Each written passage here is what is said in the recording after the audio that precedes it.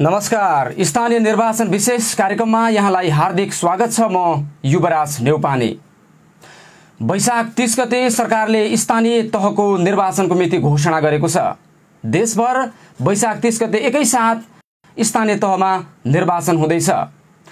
निर्वाचनको मिति नजिकैसँगै राजनीतिक दलका नेताहरू विभिन्न पदमा आफ्नो उम्मेदवारी घोषणा गर्दै चुनावी प्रचार प्रसारमा व्यस्त भइराखेका छन्। आधिकारिक रूपमा पार्टीले उम्मेदवारी तय नगरे पनि यस क्षेत्रमा सम्बन्धित पार्टीबाट नगर प्रमुख अथवा वडा अध्यक्ष लगायतका विभिन्न पदमा आफ्नो दावेदारी अथवा चर्चा भइरहँदाखेरि आज मैले स्टुडियोमा निम्ति आएको छु।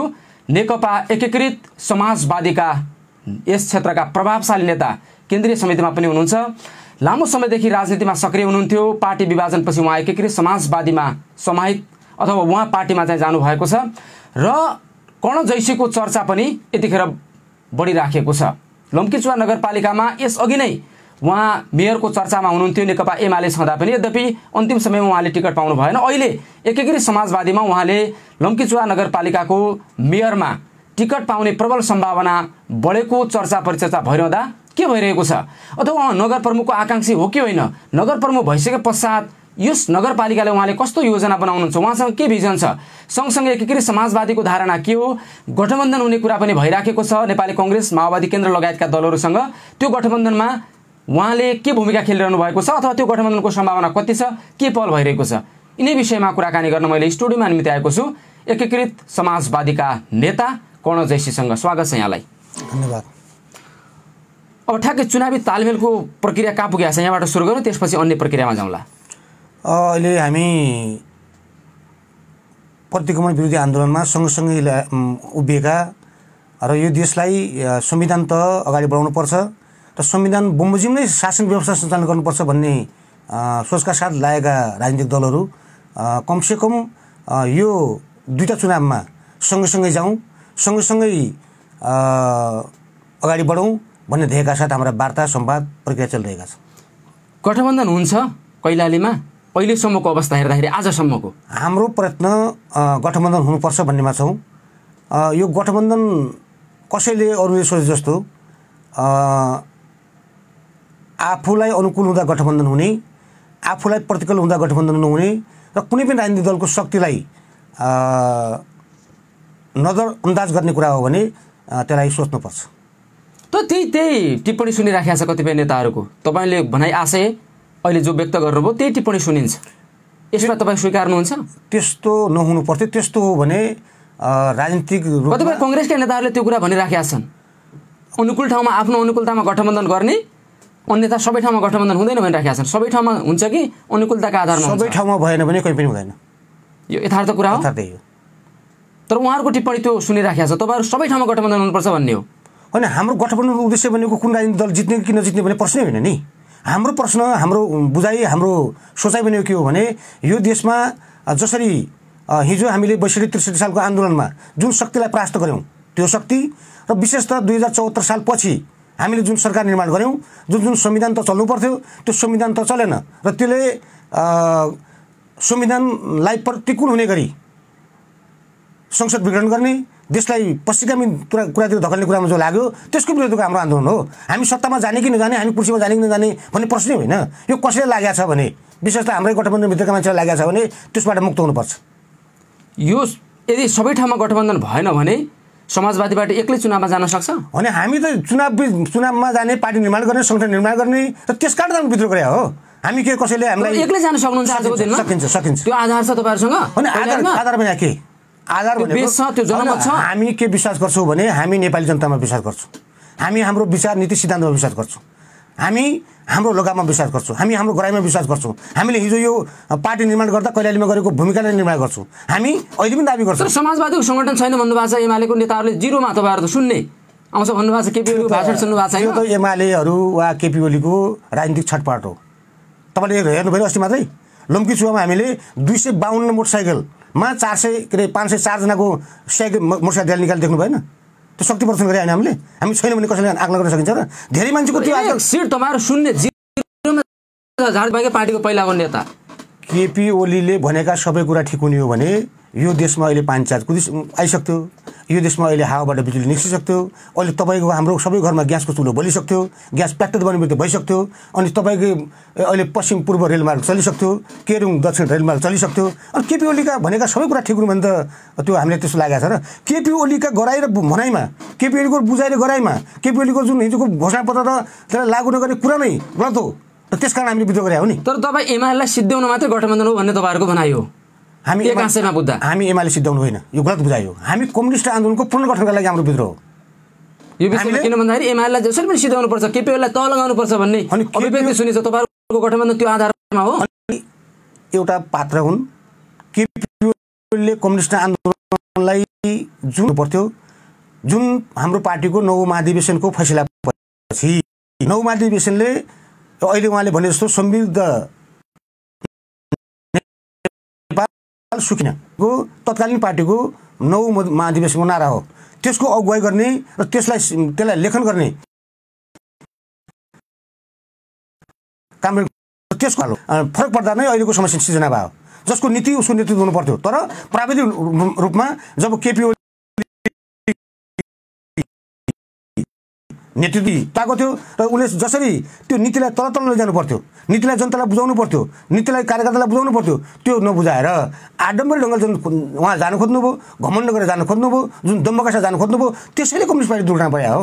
हामी त अहिले पनि कम्युनिस्ट पार्टीको पुनर्गठन गर्ने, कम्युनिस्ट पार्टीलाई एकताबद्ध बनाउने, कम्युनिस्ट पार्टीलाई अझ सुदृढ बनाउने र नेपालमा साँचो अर्थमा भन्ने हो भने कम्युनिस्ट पार्टीले ल्याउन खोजेको समृद्धि सहितको समाजवाद ल्याउने लक्ष्यका साथमा गर्छ। तर एकता नहुँदाखेरि चाहिँ एक भएन, फुटिसकेपछि तपाईँहरू चाहिँ अझ सङ्गठित बनाउने भन्ने अभियानमा लाग्न सक्नुहुन्छ। 2017 सालमा राजाले नेपालको लोकतन्त्रको हरण गरेपछि त्यति बेलाका महासचिव कमरेड केशव रायमाझीले कम्युनिस्ट पार्टीले दरबारमा बुझाएका थिए।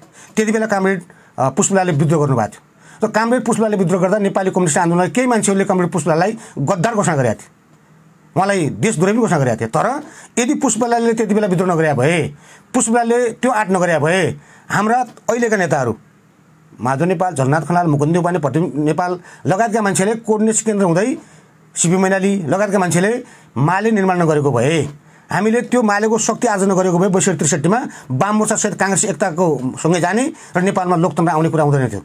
अर्को कुरा माधव नेपालले नेपालमा जति बेला कमरेड मदन भण्डारीको हत्या गरियो, उहाँको देवसान भयो, त्यसपछि अब कम्युनिस्ट पार्टीको नेतृत्व कसले गर्ला भन्ने बेला सङ्कट परेको बेला कमरेड माधव नेपालले नेतृत्व गरेर अहिलेको परिस्थिति फरक छ नि त। कालखण्ड हेर्दाखेरि समय परिस्थिति अहिलेको चाहिँ संरचनादेखि लिएर अहिलेको समय अनुकूलताका आधारमा विगतदेखि अहिलेको अभ्यास एउटैमा हामी हेर्न मिल्छ। यस्तो हेर्नुहोस्, अहिले जन्मिने मान्छेको जन्म प्रक्रिया, हुर्किने प्रक्रिया र हिजो जन्मेका र मान्छेको जन्मिने हुर्किने प्रक्रियामा केही फरक छ? केही फरक छैन नि। काम गराएको क्रियाशीलतामा अलिकति सबैको यो दुनियाँ अलिकति प्रविधिको दुनियाँ भएको छ, टेक्नोलोजीको दुनियाँ भएको छ, त्यो एउटा प्रक्रियाको कुरा हो। तर मूल सिद्धान्त, मूल आधार, मूल विचार हिजोको र आजको फरक हुन्छ र। केपी ओली सिद्धान्त विचलित हुनुभएको त छ भाइ? केपी ओलीको अहिले हेरिराख्नु भएको छ नि। केपी ओली मलाई राष्ट्रवादी शक्तिशाली नेता भन्नुभएको छ, कम्युनिस्ट सिद्धान्तमा अडिग नेता भन्नुभएको छ। थोरै भन्न दिनुहोस्, केपी ओलीले गरेका क्रियाकलापहरू, केपी ओलीले गर्ने अहिलेका गठबन्धनका यता गठबन्धनको विरोध गर्ने, उता गरेका गठबन्धनका कुराहरू, अहिले ठोरीमा राम जन्मे भनेर प्रचार गर्ने कुराहरू, दशरथले 10वटा रथ बनाएर चलाएको हुनाले दशरथ भयो भन्ने कुराहरू, मतलब मैले भन्नु खोजेको कुरा के हो भने अझ विशेष त अहिले कमल थापासित सूर्य चिन्ह बाँडेर चुनाव लड्ने कुराहरू। यसले के देखिन्छ त भन्दा हिजो 62-63 सालको आन्दोलनमा कमल थापा आन्दोलन पक्षमा थिए, गणतन्त्र पक्षमा थिएन। तर काङ्ग्रेस त त्यति बेला पनि गणतन्त्र पक्षमा थियो नि, त्यति बेला आन्दोलन पक्षमा थियो नि। अहिले जसरी केपी ओलीले वाम लोकतान्त्रिक गठबन्धनलाई यो अपवित्र गठबन्धन नामधारी धेरै कुरा गाली गरे तापनि, उहाँले परमादेशी सरकारको आज्ञा दिए तापनि, आदेश दिए तापनि, तर उहाँको हिँडाइ कता छ, उहाँको बोलाइ कता छ? हिजोका राजावादीहरूसँग साँठगाँठ गर्ने, हिजोका धर्मभिरुहरूसित साँठगाँठ गर्ने, विशेष त कम्युनिस्ट पार्टीका मान्छेहरू त धर्म भनेको अफिनो भनेर प्रचार गर्ने मान्छे कम्युनिस्टहरू अहिले धर्मको नाममा नाराबाजी गरेर नेपाली जनतालाई गुमराह राख्ने। राष्ट्रवाद भनेको के? यो राष्ट्रलाई गोल घेरामा राख्ने मात्र राष्ट्रवाद हो र? आफ्नो आत्मा, आफ्नो विचार, आफ्नो जनताको भावना अनुसार चल्नु राष्ट्रवादीको संज्ञा दिइराखेका छन् कार्यकर्ताले, जनताले भन्नुभएको छ। राष्ट्रवादी केपी ओली जति यो देशमा कोही पनि छैन। अब यस्तो त्यही कारणले अघिल्लो चुनावमा चाहिँ झन्डै बहुमत आयो भन्ने चर्चा परिचर्चा सुनिन्थ्यो। तपाईँलाई म धेरै भनिदिनु, म 3 मिनट मलाई टाइम दिनुहोस्। हिजो 62-63 को आन्दोलनभन्दा अगाडि 51 सालको कम्युनिस्ट शासन कम्युनिस्टको सरकारभन्दा अगाडि वा विशेष त 54-55 तिर हामी सबै कार्यकर्ताहरू कमसेकम कम्युनिस्ट पार्टीको बारेमा प्रशिक्षण लिने, प्रशिक्षण गर्ने, पढ्ने, लेख्ने, बुझ्ने र त्यसको आधारमा आफूलाई व्यवहारमा उतार्ने गर्थ्यौँ। तर अहिले के भयो भने हामी न पढ्दछौँ, न तपाईँको सिद्धान्तको बारेमा बुझ्दछौँ, न नेताहरूले हामीलाई प्रशिक्षणको रूपमा सहभागी गराउँछन्, न प्रशिक्षणको कार्यक्रम भएको छ। अहिले के हुन्छ त भन्दा हामी के अहिले हाम्रा कम्युनिस्ट पार्टीका नेताहरू के गर्दछन् भन्दा रेडियो सुन्ने, पत्रिका पढ्ने, टेलिभिजन हेर्ने र नेताका चर्का भाषणको आधारमा आफ्नो विचार निर्माण गर्ने। त्यसले के गर्छ त अन्ततः के गर्छ त भन्दा त्यसले त मान्छेको त पराजीव हुन्छ नि, पराजीव हुने भयो नि, किन अर्काले जे भन्थे मान्ने कुरा हुन्छ र हामीले अहिलेको संरचना अहिलेको पार्टी संरचना अहिलेका नेपाली कम्युनिस्ट पार्टीका कार्यकर्ताहरू विशेषतः सबै कम्युनिस्ट पार्टीका अझ विशेषतः त सबभन्दा बढी त केपी ओलीसित लाग्ने, केपीलाई बा भन्दै हिँड्ने कार्यकर्ताहरू। किनभने मैले यो किन जोड्या भने कुनै आवेगमा कुनै तिस्तामा उहाँलाई घृणा गरे होइन, मैले विशेष त कम्युनिस्ट पार्टीका मान्छेहरू हिजो काङ्ग्रेसहरू भन्थे, काङ्ग्रेसहरू यी त केही पनि मान्दैनन्, कामरेड मात्रै भन्छन्। कामरेड भनेको विचारसहित हामी सँगै छौँ, हामी सँगसँगै युद्ध मैदानमा छौँ, वैचारिक मैदानमा छौँ, सङ्घर्षको मैदानमा छौँ, हामी सँगै छौँ। यसमा हाम्रो नातागोता भन्दा पनि वैचारिक सम्बन्ध ठुलो भनेर हामीले कामरेडको शब्दावली सुरुवात भयो। तर अहिले कामरेड केपी ओलीका कार्यकर्ताहरू केपी कामरेडलाई कामरेड भन्न सक्नुहुन्न, उहाँले केपीलाई बा भन्दै दिलाउनु भयो भने त्यो अब तल बा हुँदा तल चेलाचेली हुन्छ, स्वाभाविक कुरा। हाम्रो बुवा आमा भएपछि हामी छोराछोरी हुन्छौँ। तर कम्युनिस्ट पार्टीमा बा आमाको सम्बन्ध नहुने होइन, नाता नहुने होइन, तर सैद्धान्तिक रूपमा हामी सँगसँगै हुँदा हामी बराबर हौँ है। कतको तल को छ माथि को छ त्यो जिम्मेवारी कुरा हो। तर भनेकोमा किन यति आपत्ति भइराखेको छ तपाईँहरूको? तपाईँ माधव नेपालदेखि लिएर सबै तपाईँहरू नेता कार्यकर्ता सबैले चाहिँ यति किन विरोध गर्नु भएको छ? बा शब्दमा किन यति तपाईँहरूको चाहिँ आक्रोश हो? हाम्रो बा शब्दमा के अरे आरोप होइन, बा शब्दमा आसक्ति पनि होइन, बा शब्दमा हाम्रो घृणा पनि होइन, बा शब्दमा हामीले त्यसलाई इन्कार पनि गर्दैनौँ। सबैका बा छन्, आमा छन् र बा आमा बिचबाटै जन्मेका हामी सन्तान हौँ। तर कम्युनिस्ट आन्दोलनका वैचारिक कार्यकर्ता, कम्युनिस्ट आन्दोलन लागेका कार्यकर्ताहरू, कम्युनिस्ट आन्दोलनलाई सँगसँगै उभ्याउने कार्यकर्ताहरूको समान हैसियत र समान आधारमा अगाडि बढ्दछन् र माथिदेखि तलसम्म सबै हामी वैचारिक रूपमा, नैतिक रूपमा, सैद्धान्तिक रूपमा सबै रूपमा सबै बराबर छौँ है। जिम्मेवारीको रूपमा केन्द्रीय अध्यक्ष हुनुहुन्छ, कतिपय प्रदेश अध्यक्ष हुन्छन्, कतिपय जिम्मेवारीको रूपमा सदस्य पनि हुन्छन्। तिनको जिम्मेवारी कुरा हो, त त्यो चाहिँ नाताको सम्बन्ध होइन, त्यो वैचारिक कुरा हो।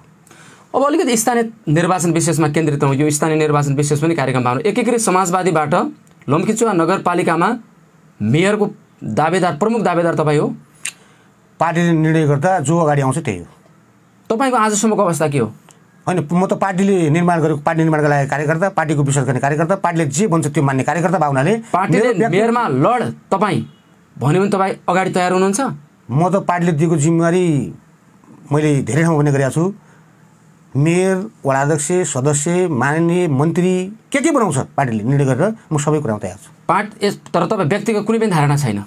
अनि व्यक्तिको इच्छाले पार्टी चल्ने हो र भने हामी त्यसकै कारण विरोध गरेको। पार्टीले भने पार्टी हुन्छ नि एउटा। अनि इच्छा त तपाईँको इच्छा के हुन्छ भने इच्छा तपाईँको हामीले राख्न सक्यौँ, हामीले आफ्नो व्यक्त गर्न सक्छौँ। तर पार्टीको निर्णय प्रमुख कुरा हो। पार्टीले निर्णय गरेपछि जुनसुकै जिम्मेवारी, यो मेयर मात्र होइन कि जेसुकै जिम्मेवारी दिन्छ पार्टीले त्यो लिन म तयारै छु। त्यसो भने तपाईँ प्रतिस्पर्धामा हुनुहुन्छ अहिलेको अवस्थामा? त्यो आन्तरिक पार्टीको कुरा हो, हामी पार्टीमा छलफल गर्छौँ। अब अहिलेको अवस्था हेर्दाखेरि नगर जसरी चल्नु पर्थ्यो 5 वर्षमा त तपाईँहरूकै पार्टीको नेतृत्वले गर्नुभएको थियो। यो विश्लेषण तपाईँहरूको के हो? कसरी गर्नुहुन्छ तपाईँ? तपाईँ त्यतिखेर पनि एकदम मेयरको प्रमुख आकाङ्क्षी दौडको रूपमा चाहिँ प्रमुख दावेदारको रूपमा हुनुहुन्थ्यो तत्कालीन अवस्थामा, तर भएन। अब मूल्याङ्कन गर्दाखेरि 5 वर्ष सकिन लागेको कार्यकाल, झन्डै 1 महिना बाँकी छ। यो समग्र विश्लेषण के हो तपाईँ? मेरो बुझाइमा लम्कीचुवा नगरपालिकामा अन्य पालिकाभन्दा भौतिक पूर्वाधारका काम चाहिँ व्यापक भएका छन्। त्यसकारण नगरपालिकालाई, मेयरलाई म धन्यवाद दिन चाहन्छु। तर यो भौतिक पूर्वाधारले मात्रै मान्छेको जीवन स्तर उठ्दैन।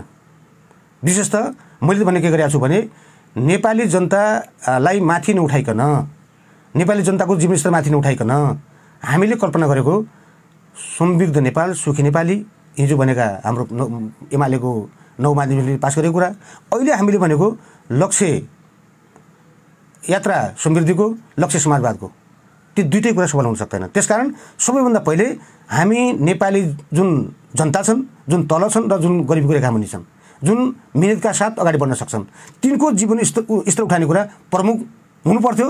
त्यो हुन सकेन। 1 नम्बर 2, अब नगरपालिकाका नगर प्रमुखज्यू त भन्नुहुन्छ कि भन्नुहुन्न मलाई थाहा छैन। तर हिजो हामीलाई सल्लाह दिएसम्म, हिजो अस्ति एउटा इन्टरभ्यूमा मैले सुनिरहेको थिएँ, गाईको व्यवस्थापन गर्ने कुरा हाम्रो सामूहिक निर्णय थियो। अहिले उहाँ आफूले गरेको ठान्नुहुन्छ होला, मलाई धन्यवाद नै छ। न अर्को कुरा भनेको हामीले तत्काल यो जुन बाटो हामीले तत्काल बाटो खन्ने प्रक्रिया सुरु गऱ्यौँ, त्यो समय हाम्रो सल्लाह सँगसँगै थियो, हामी सल्लाह गरेकै थियौँ। अब त्यसपछि उहाँलाई अलिकति शासन व्यवस्थाले बट्टा च्याप्यो होला, त्यसपछि पार्टीसितको सम्बन्ध अलि टाढा गयो होला, उहाँले गर्नुभएको छ। र भौतिक संरचना जुन निर्माण भएका छन्, भौतिक पूर्वाधार विकास भएको छ, यसमा कसैले रिसको आधारमा गाली गर्ने कुरा गलत हो, उहाँले ठिकै गर्नुभएको छ। तर जनताको जीवन स्तर उठाउने कुरा तपाईँहरूले सुझाव दिन सक्नुभयो। पहिला त एउटै पार्टीमा तपाईँ त प्रमुख सल्लाहकार, उहाँको लामो समय राजनीतिमा सहयात्रा गर्नुभएको छ तपाईँहरूले। अब अहिले उहाँले त तपाईँहरूले चाहिँ धोका दिनुभएको छ, समाजमा लाग्नुभयो, मलाई त सबभन्दा गुमराहमा पार्नुभयो भन्नुभएको छ। सल्लाह भनेको तपाईँको सित्तै दिने चिज हो, पैसा लाग्दैन। उहाँले लिनु चाहनु भएन भने नाम दिने कुरा पनि भएन, सल्लाह त माग्ने कुरा हो। पार्टीका नेताहरूले सहयोग गरेन, मलाई असहयोग गरे, मलाई चाहिँ अप्ठ्यारोमा पारे भन्नुभएको छ उहाँले। त उहाँले अप्ठ्यारो पार्नेहरूको केही सङ्केत छ, उहाँलाई अप्ठ्यारो पार्नेहरू उहाँ सँगसँगै हुनुहुन्छ, हामीलाई त्यसमा केही भन्नु छैन। किनभने उहाँहरू अप्ठ्यारो पार्ने सजिलो गर्ने खेमा र उहाँलाई बनाउने उहाँलाई लाग्नुपर्छ, राम्रो गर्नुपर्छ र सँगसँगै जाउँ भनेर लाग्ने मान्छेहरू हामी विद्रोहको सिलसिला लाग्यौँ। उहाँ पनि विद्रोहको तयारीमै हुनुहुन्थ्यो, विद्रोह गर्छ भन्नुभएको। तपाईँहरूले धोका दिनुभयो उहाँलाई? धोका हामीले होइन, धोका उहाँले दिनुभयो। तपाईँ त त्यत्रो सहकार्य गरे मान्छे सुन्दै गएर उहाँलाई अन्तिममा चाहिँ तपाईँले चाहिँ धोका दिनुभयो, मलाई त गुमराहमा पार्यो भन्नुभएको छ। तपाईँहरू खास कार्यकर्ता जो नेता हुनुहुन्थ्यो, निकट हुनुहुन्थ्यो, उहाँका सल्लाह दिनुहुन्थ्यो, सुझाव दिनुहुन्थ्यो, सहयात्रामा हुनुहुन्थ्यो विगतदेखि अहिलेसम्म, अनि उहाँलाई यसरी चाहिँ धोका दिन मिल्छ तपाईँहरूले? युवराजी, मैले अघि पनि भने हामी 2077 पुस 5 गते जब कामरेड केपी ओलीले संसद विघटन गर्नुभयो, त्यति बेला हामीले सँगसँगै केपी ओलीले गरेका क्रियाकलाप गलत हुन् भन्दै लम्कीचुवामा, धनगढीमा भएका आमसभामा हाम्रो नगर प्रमुख सहित हाम्रो एउटा टिम सशक्त रूपमा लाग्यो। जब हामीले अदालतले संसद विघटन ठिक होइन भन्यो, त्यसपछि कामरेड केपी ओलीले 1500 भन्दा बढी केन्द्रीय सचिव बनाउने र आफ्नो गुटको टिम मात्रै बनाउने कुरा गर्नुभयो। त्यति बेलासम्म हामी सँगसँगै लाग्यौँ। दोस्रो संसद विघटनको विरुद्धमा हामी सँगसँगै लाग्यौँ र त्यसपछि 10 भाइका 10 बुधेले एउटा खाका तयार गर्नुभयो। उहाँले दुइटै त्यति बेलाका नेता कामरेड महाजन नेपाल र कामरेड केपीलाई बुझाउनु भयो। त्यसमा हाम्रो सुझाव थियो, हाम्रो के सुझाव थियो भने 10 बुदामा जे आन्दोलनको स्पिड थियो त्यो बुदा समावेश गरिएन। त्यो के थियो भने संसद विघटन गरेको कुरा गलत थियो भन्न सक्ने कुरा केपी ओलीमा आँट थिएन, किन उहाँ त गलत भनेको स्वीकार्नुहुन्न। उहाँले कमसेकम त्यसको समीक्षा मात्रै गरिन्छ भने भए मलाई लाग्छ पार्टी ब्रेक हुँदैन थियो, यो विद्रोहको सुरु हुँदैन थियो। जब उहाँले त्यो 33मा समीक्षा नगरेपछि पार्टी विद्रोहमा अगाडि बढ्यो र माधव नेपालले आँटका साथ पार्टी निर्माण गर्ने हिम्मत गर्नुभयो र हामीले यहाँको नगर प्रमुख, यहाँको मान्यज्यू कामरेड भीम रावल लगायत मान्छेहरूलाई तपाईँहरूले पनि अब सँगसँगै विद्रोहका लागि तयार हुनुपर्छ भनेर हामीले भन्यौँ। उहाँहरूले 18 गतेसम्म कामरेड महादेव त 18 गतेसम्म विद्रोहको तयारीमै हुनुहुन्थ्यो। पछि एकाएक म पार्टी छोड्दिनँ, सूर्य चिन्ह छोड्दिनँ, एमाले छोड्दिनँ भनेर उहाँ लाग्नुभयो। अनि धोका 10 बुदामा सहमति गर्दै त्यहाँ बसिरहने साथीले दिनुभयो, वा 10 बुदा पनि ठिक थिएन, त्यहाँ 11 बुदा थपौँ, 1 बुदा थपौँ, त्यो भने एउटै थियो।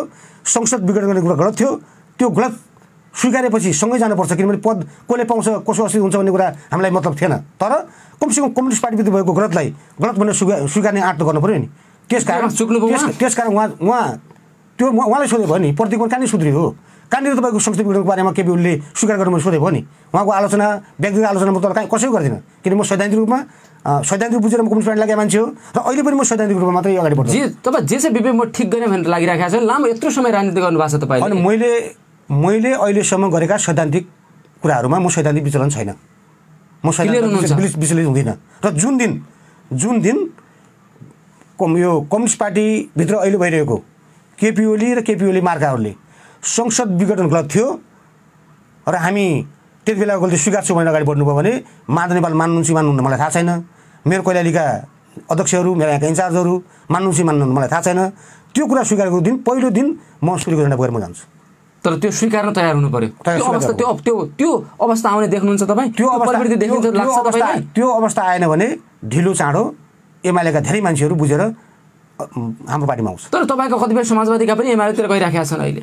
यो संसार कस्तो हुन्छ भने संसार तपाईँहरूको राम्रा मान्छे पनि छन्, हामी नराम्रा मान्छे पनि छन्, संसारमा लोभी मान्छे पनि छन्, संसारमा पद भएपछि मान्ने पद नभए मान्ने मान्छे पनि छन्। यसमा राम्रा नराम्रा दुइटै मान्छे हुन्छन् र उनको आफ्नो विशेषताको कुरा, आफ्नो बुझाइको कुरा, आफ्नो सोचाइको कुरा हो। त्यसकारण के भने कतिपय मान्छेहरू चाहिँ आफ्नो आदर्श बोकेर अगाडि बढ्छन्, बरु सकिन्छन्। कतिपय मान्छेहरू तत्कालीन फाइदाका लागि आदर्श छोडिदिन्छन्। त्यसमा त मेरो भन्नु केही छैन नि।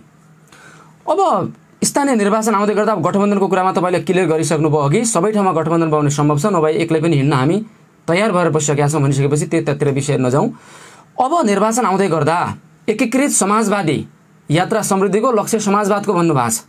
त्यो यात्रा, त्यो नारा तय गर्दै गर्दाखेरि स्थानीय निर्वाचनमा वैशाख 30 गते तपाईँहरूका चुनावी एजेन्डा के छन्, तपाईँहरू के लिएर जनतामा गरिरहनु भएको छ र निर्वाचनपछि यो समाजलाई, यो नगरलाई कस्तो बनाउने तपाईँहरूको योजना छ? हाम्रो नारा जो दिएका छौँ, हामीले स्लोगन जो बनाएका छौँ, त्यो नै पर्याप्त छ। यात्रा समृद्धिको लक्ष्य समाजवादको। त्यो भनेको के हो भने नेपाल कृषि प्रधान देश हो, नेपाल भूपरिवेश देश हो, नेपाल जलस्रोत भएको देश हो, नेपाल जङ्गलले घेरेको देश, नेपाल अत्यन्त रमणीय पर्यटन क्षेत्र भएको देश। यो 5वटा कुरामा जबसम्म राज्यको लगानी हुँदैन, जबसम्म राज्यले त्यसको जिम्मेवारी लिँदैन, जबसम्म राज्यले ती 5वटा कुरालाई निर्याततिर लिँदैन, अहिले हामी आयातित देशका मान्छे भएका छौँ, त्यो कुरा भनेको निर्याततिर पुगाउँदैन, तबसम्म यो देश न समृद्ध हुन्छ न समाजवादको बाटोमा जान्छ। त्यस कारण हामी के गर्न चाहन्छौँ भने लम्की चुवाको सवालमा, देशकै सवालमा त कहीँ भनौँला, अब स्थानीय चुनाव लम्की चुवाको सवालमा विशेषतः कृषि उत्पादनहरू जो सजिलै भण्डार गर्न सकिन्छ, जो सड्ने गर्ने कुरा कम हुन्छ, त्यसको उत्पादनमा वृद्धि गर्ने र त्यसमा अनुदानका रूपमा नपत्ने गरी नदिने। मलाई अझै भन्छु अनुदान दिँदै नदिने। तर कार्यकर्तालाई मात्र अनुदान दिने प्रवृत्ति आजसम्म रोकिएको छैन। रोक्नुपर्छ। यदि रोकिएन भने देश बन्दै सक्छौँ। त्यसका साथ हामी दीर्घकाल गर्छौँ। हामी मात्रै देखियो क्या यो नगरपालिकामा। हामी हाम्रा होइन, राम्रा मान्छेलाई किसान नारा मात्रै दिनुहुन्छ तपाईँ राजनीतिक दलले, तर व्यवहारमा कार्यान्वयन गर्न सकिन्छ कि सकिँदैन यो कुरा? हामी आँट गर्छौँ, हामी लागू गर्छौँ, हामी गर्न सक्छौँ। म त दावा गर्छौँ समाजवादी पार्टी, एकीकृत समाजवादी पार्टीलाई लम्की चुवाको नगर सञ्चालन गर्ने जिम्मा यदि पार्टीले पाएछ भने मैले दावा गरेको छु 5 वर्षभित्र 500 देखि 1000 युवालाई हामी विदेश पलायनबाट रोक्नेछौँ। होइन, अघिल्लो पटक पनि तपाईँहरू एमालेमै हुनुहुन्थ्यो, अहिले 1.5 वर्ष भयो तपाईँहरू बाहिर भएको, तर त्यतिखेर पनि त्यो नारा त तपाईँहरू दिनुहुन्थ्यो नि चुनावमा। अघिल्लो चुनावमा तपाईँसँगै कुरा गरिरहेको छ हामीले लामो समय। तपाईँ अघिल्लो चुनावमा एमालेमा हुनुहुन्थ्यो, तर त्यो नारा त अहिलेको नगरपालिकामा दिनुभएको थियो, कार्यान्वयन भएको? कार्यान्वयन भएन, त्यस कारण समस्या आयो, त्यस कारण त विद्रोह भयो। माथि केन्द्रदेखि तलसम्म जुन भएन, त्यस कारण विद्रोह। तर पनि लम्की चुवामा यो विद्रोह मार्फत परिवर्तन संस्थागत गर्न तपाईँले भने जस्तो कुरा सम्भव देख्नुहुन्छ? तपाईँ सम्भव देखेरै विद्रोह गरे हो, त्यो सम्भव छ? सम्भव छ। लम्की चुवालाई अब कस्तो बनाउन चाहनुहुन्छ तपाईँहरू? लम्की चुवालाई मैले अघि भन्दै थिएँ, कृषिको एउटा कुरा गर्नुभएको छ। कृषिको एउटा कुरा। दोस्रो कुरो भनेको वन जङ्गलबाट उत्पादित जुन खेर जाने चिजहरू छन्, खेर जाने चिजहरू, वन जङ्गल नाच्ने कुरा होइन, खेर जाने चिजहरू छन्, सामान्यतया पात पतिङ्गरहरू जुन त्यत्तिकै गइरहेका छन्, हाम्रा दिदीबहिनीहरू जङ्गल जान्छन् त्यत्तिकै फर्केर आउँछन्, त्यस मार्फत हामी कोइला निर्माण गरेर वरिपरि बेच्न सक्छौँ। दुईवटा कुरा हुनसक्छ। हामीसित दर्ता भएका सामुदायिक वनहरूलाई एउटा सम्भव थप 4-5 वनको एउटा सम्भव बनाएर, अनि यो अहिले गोटी भन्छन् नि हाम्रो बजारमा आएका, जुन हाम्रो नजिक भएका इटाभट्टाहरू बिचरा इन्डियाले किनिरहेका छन्, पैसा बाहिर गइरहेछ, त्यो उत्पादन गरेर हामी इटाभट्टालाई यहीँ त्यो बाहिर जाने निर्यात यहाँ रोक्नुपर्छ र रोक्न सक्छौँ भने मैले यो अघिल्लो बादमा पनि के अरे हाम्रो मेयर साहबलाई सुझाव दिएको थिएँ। उहाँले के बाध्यता भएर उहाँले त्यो कार्यान्वयन गर्नु भएन, त्यो उहाँको कुरा हो।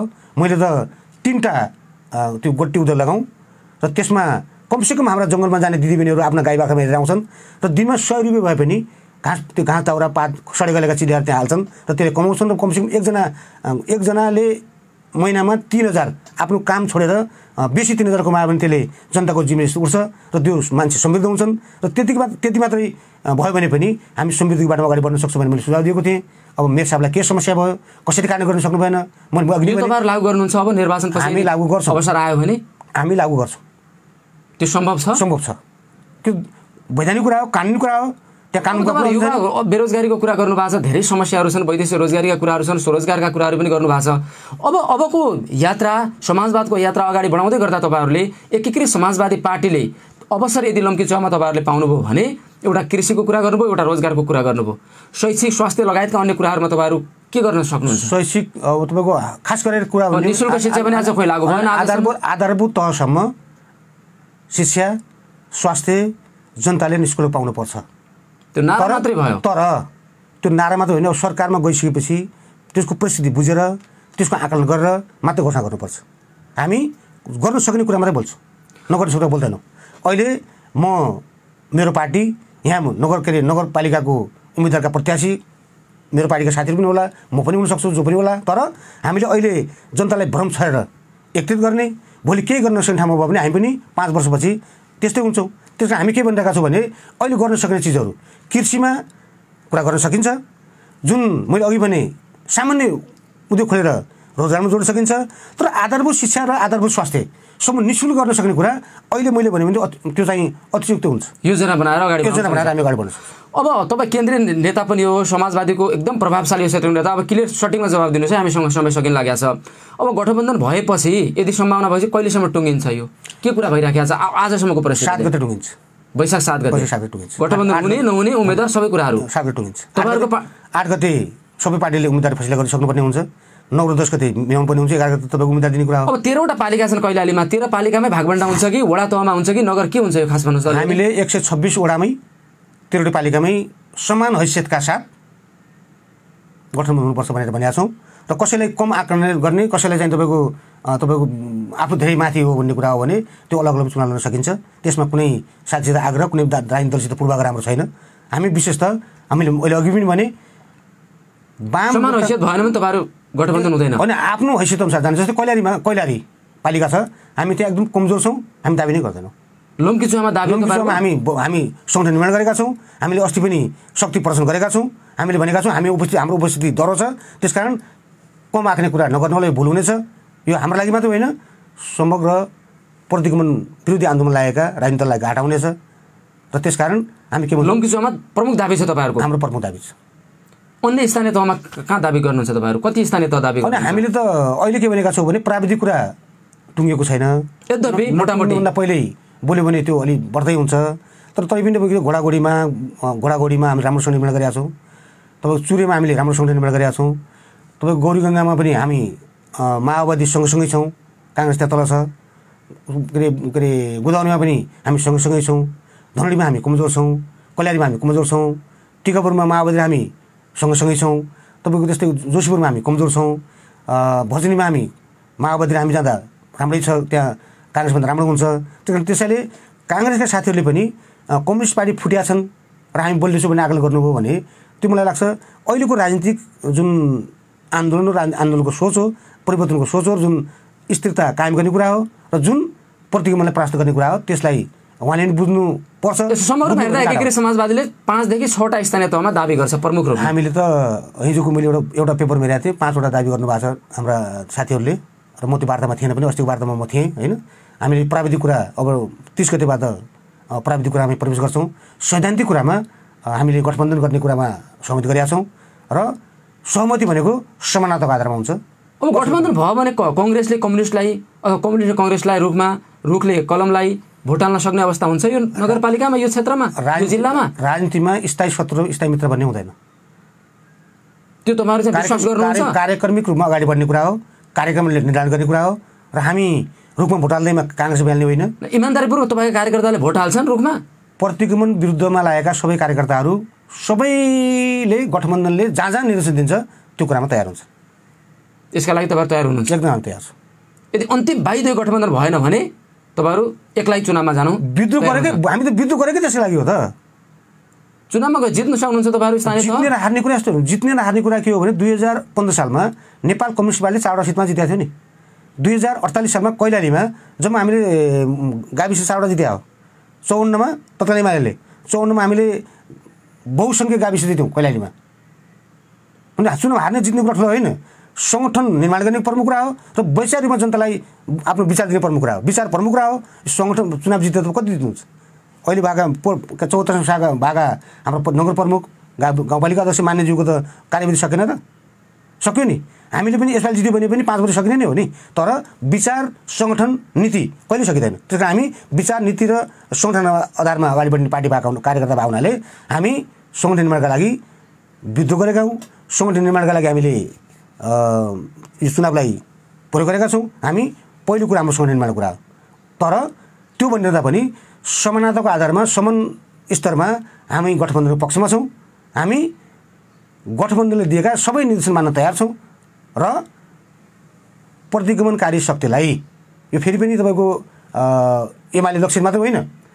अहिले हिजो प्रतिगमनका रक्षा गर्ने मान्छेहरू कमल थापा, हिजो नाकाबन्दीको सबभन्दा प्रमुख मान्छे अर्थात् दल लोसपा अर्थात् महन्त ठाकुरकालाई सँगै लिएर जान सक्ने भएका छन् हाम्रा तत्कालीन प्रधानमन्त्री वा तत्कालीन पार्टीका नेता केपी ओली। भने हामी त 62-63 सालको आन्दोलनमा सँगै राजतन्त्र विरुद्ध आन्दोलनमा लागेका, गणतन्त्र ल्याउन लागेका माओवादी, काङ्ग्रेस, तपाईँको जनमोर्चा हामी सँगै जानु के गाह्रो छ र?